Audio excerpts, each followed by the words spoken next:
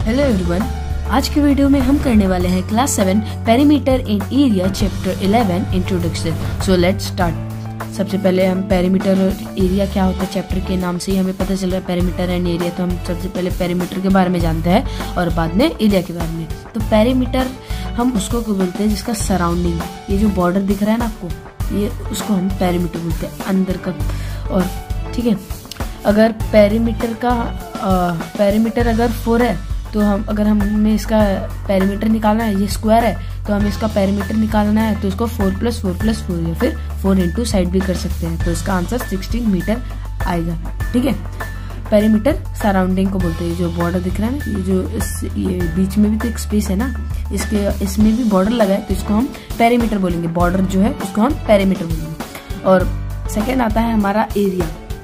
अब एरिया में हमें बताना है इसके अंदर वाले को। हमने पहले बॉर्डर के बारे में बात किया था, अब हमें इसके अंदर वाले inside. Area means the inside part, अंदर के पार्ट, जो मैंने ऐसे लाइन किया हुआ है ना, उसको हम एरिया बोलते हैं। तो ठीक है, और गैस हम कभी भी पेरीमीटर और एरिया फाइंड करते हैं ना, तो पेरीमीटर में कभी भी स्क्वायर नहीं लगाते। अगर ये सेंटीमीटर है तो हम इसको सेंटीमीटर ही लिखेंगे पेरीमीटर में। ठीक है, ये मीटर है तो मीटर। और अगर एरिया में है तो एरिया में हम मीटर स्क्वायर लगा सकते हैं या फिर सेंटीमीटर स्क्वायर लगा सकते हैं। ठीक है, हमने इसमें पेरीमीटर और एरिया के बारे में समझ लिया। अब चलते हैं नेक्स्ट पार्ट में। हमारा नेक्स्ट पार्ट है स्क्वायर। तो स्क्वायर में हम पहले पेरीमीटर देख लेते हैं। स्क्वायर में भी पेरीमीटर होता है, तो स्क्वायर का पेरीमीटर फॉर्मूला होगा 4 × साइड। ठीक है, 4 × साइड इसका पेरीमीटर होगा। अगर इसका, अब मैंने इसमें पहले हुआ था पेरीमीटर मीन्स सराउंडिंग। तो सराउंडिंग मीन्स ये बॉर्डर जो दिख रहा है ना, ये बॉर्डर मैंने जो लाइन किया है उसको हम बॉर्डर बोलेंगे। ठीक है, तो इसका सराउंडिंग है 4 और इनटू में साइड। इसका साइड क्या है, ये साइड। ठीक है, साइड है, तो हम इसमें 4 × साइड इक्वल कितना आया, 16। ठीक है, और हम अगर इसको इन चारों को अगर प्लस कर देंगे, 1 2 3 4 + 4 + 4 + 4 इक्वल 16 ही आंसर आएगा। ठीक है, ये हो गया हमारा। अब चलते हैं एरिया ऑफ स्क्वायर। तो एरिया ऑफ स्क्वायर का फॉर्मूला है साइड × साइड। जैसे ये एक साइड हो गया और ये एक साइड हो गया, इसके अंदर वाला है। हाँ ठीक है, तो ये इसके साइड्स हो गए। तो 4 × 4 साइड इक्वल साइड स्क्वायर होगा इसमें। ठीक है, जैसे हम इसमें मीटर स्क्वायर देखे थे ना, एरिया में कभी भी मीटर स्क्वायर या सेंटीमीटर स्क्वायर, वो तो इसमें देने से होगा। ठीक है, अगर मैंने इसमें सेंटीमीटर लिख दिया है और इसमें भी सेंटीमीटर, तो हम सेंटीमीटर स्क्वायर लिख सकते हैं। ठीक है, साइड स्क्वायर। तो साइड × साइड 4 × 4 इक्वल 16 हुआ एग्जाम्पल। ठीक है, और ये सेंटीमीटर में है तो हम यहाँ पे सेंटीमीटर स्क्वायर लगा देंगे। अगर मीटर में होता तो वही हम मीटर स्क्वायर लगा देते। ठीक है, मीटर स्क्वायर। ओके, एग्जाम्पल में 6 × 6 ले लेते हैं। अगर यहाँ पे 6, यहाँ पे 6 एग्जैक्ट 36। अभी ये सेंटीमीटर में है तो हम इसको सेंटीमीटर स्क्वायर लगा देंगे। मीटर में होगा तो हम मीटर स्क्वायर लगा देंगे। और ये rule metre square centimetre square सिर्फ एरिया में चलेगा, या फिर क्या, चाहे वो रेक्टेंगल का हो चाहे वो स्क्वायर का हो, ये पेरीमीटर में कभी भी यूज नहीं होगा। सिर्फ इसमें मीटर, अगर ये मीटर दिया है तो मीटर लिख दे, और सेंटीमीटर दिया है तो सेंटीमीटर, लेकिन स्क्वायर नहीं होगा। ठीक है, अब हम आ जाते हैं रेक्टेंगल के उसमें। तो पेरीमीटर ऑफ रेक्टेंगल। अब रेक्टेंगल समझते हैं। रेक्टेंगल क्या होता है, ये जो ऊपर वाला जो पार्ट होता है ना, उसको हम लेंथ बोलते हैं। ठीक है, ऊपर वाला। और ये जो पार्ट है उसको हम ब्रेथ बोलते हैं। ठीक है, ये लेंथ, ये भी लेंथ, ये ब्रेथ और ये भी ब्रेथ। तो पेरीमीटर होगा, रेक्टेंगल का पेरीमीटर होगा 2 × L + B। जो ऐसे है ना, तो उसको हम इंटू मानते हैं। ठीक है, 2 × L + ब्रेथ। तो L means length plus B means breadth. Example ले लेते हैं। अगर ये तो 2 का 2 ऐसे ही रहेगा, लेंथ प्लस ब्रेथ। लेंथ हमारा अगर 4 है, ठीक है, लेंथ हमारा 4 है और ब्रेथ हमारा 2 है, 2। तो 2 को 2 ऐसे लिखेंगे, 4 + 2 यहाँ पे 6, और ये 2 का 2 इधर आया। अब 2 × 6 ये होता है ना, इसको इंटू बोलेंगे, इंटू। हाँ, मल्टीप्लाई कर देंगे, 2 × 6 इक्वल 12। और ये मीटर में होगा तो मीटर लिख देंगे, सेंटीमीटर में होगा तो सेंटीमीटर। इसमें हम स्क्वायर नहीं देंगे। और मैं इसलिए इसको बार बार स्क्वायर बोल रहा हूँ, स्क्वायर नहीं बोल रहा हूँ, क्योंकि ये एग्जाम में बहुत गलती होता है और इससे बहुत हमारे आए मार्क्स भी चले जाते हैं हमारे हाथ से। ठीक है, इसलिए मैंने आपको बोला कभी भी स्क्वायर मत लगाइएगा पेरीमीटर में। अब आ जाते हैं रेक्टेंगल के एरिया में।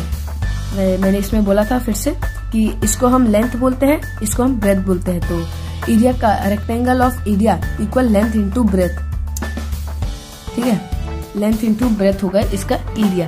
तो अगर लेंथ हम वही 4 मान लेते हैं, यहाँ पे 4 लिख देते हैं, और ब्रेथ हम 2 ही मान लेते हैं, ठीक है। तो L इंटू बी ऐसे लिख दे, और नीचे L की जगह में 4 लिख देते हैं और ब्रेथ की जगह में 2 लिख देते हो। 4 इंटू 2 इक्वल 8।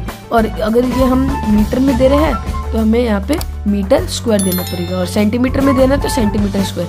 और ये रूल सिर्फ स्क्वायर वाला सिर्फ एरिया में चलेगा, चाहे वो स्क्वायर का हो चाहे रेक्टेंगल का ही हो।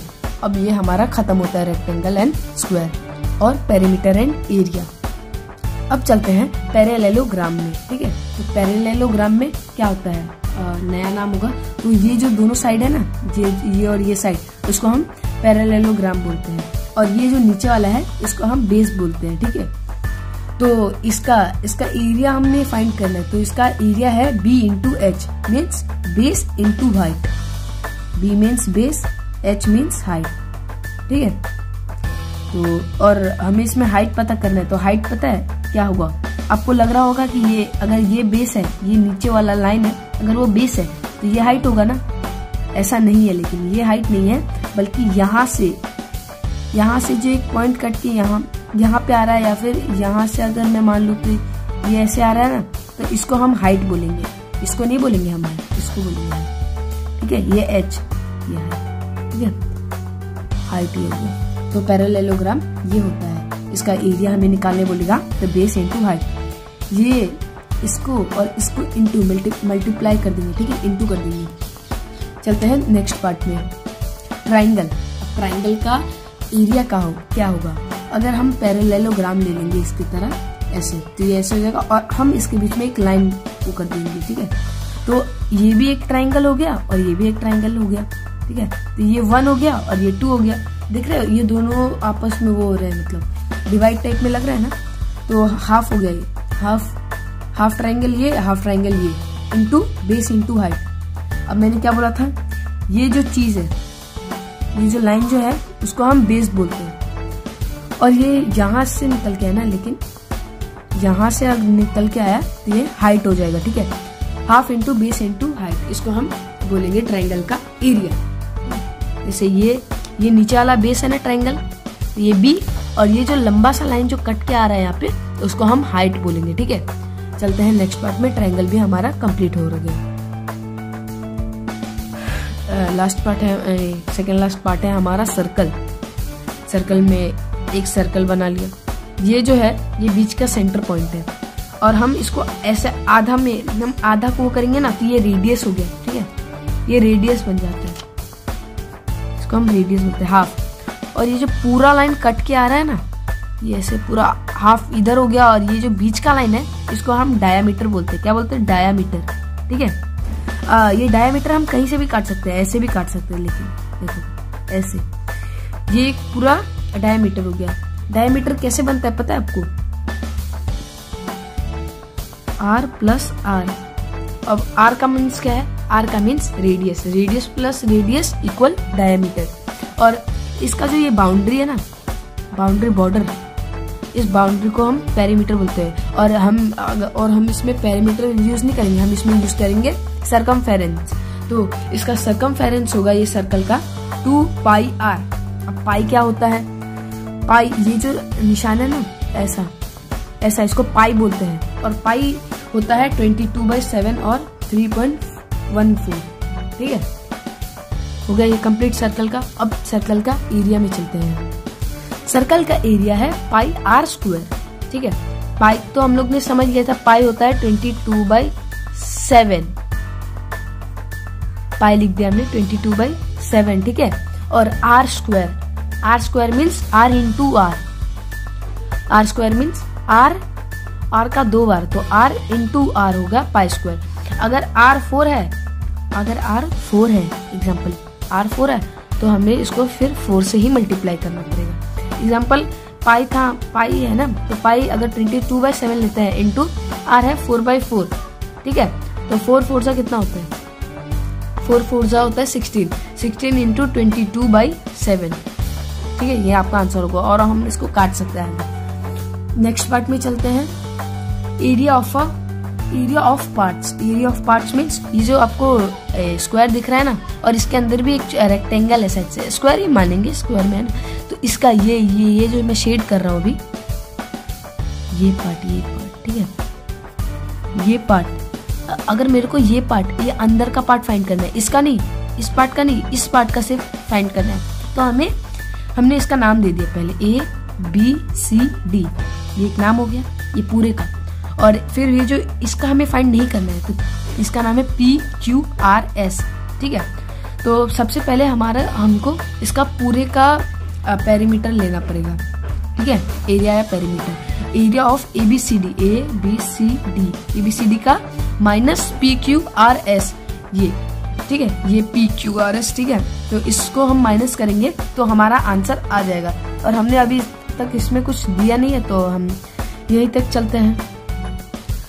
Okay, so this was all about the chapter number 11 perimeter and area. जितने भी हमने यहाँ पे कॉन्सेप्ट का पढ़े हैं, आपके एक्सरसाइज में जितने क्वेश्चन सब इस ही के अराउंड में आएंगे। और अगर आपको ये कॉन्सेप्ट क्लियर हो गया तो सारे क्वेश्चंस इजी लगेंगे, ठीक है।